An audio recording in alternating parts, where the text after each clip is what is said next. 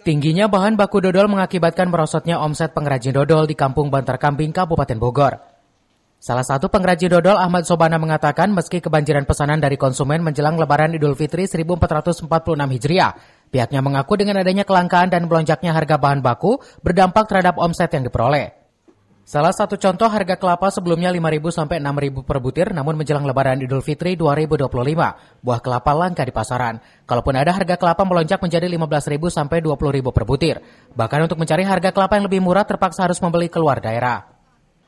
Menurut Ahmad Sobana, dengan adanya kenaikan harga bahan baku tersebut, ia terpaksa menaikkan harga jual dodol yang berdampak terhadap omset penghasilan menjadi merosot, karena dodol yang dipasarkan kini kurang diminati konsumen. Produksi dodol Ranca Bungur yang sudah puluhan tahun ditekuninya dalam sehari mampu memproduksi 5 ton dodol dan sudah memiliki 10 orang karyawan. Selain memproduksi dodol, pengrajin ini juga memproduksi rengginang, kembang goyang, dan makanan khas Sunda lainnya. Untuk pemasarannya dijual melalui aplikasi online dan menjangkau konsumen hingga mancanegara.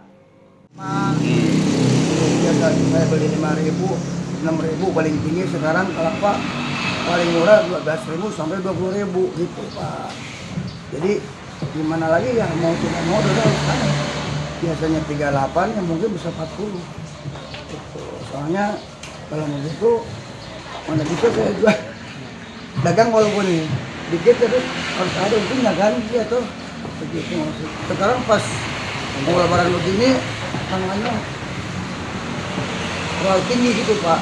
Dampaknya sekarang susah lagi apa namanya kelapanya. Saya sekarang lagi nyari-nyari ke Banten.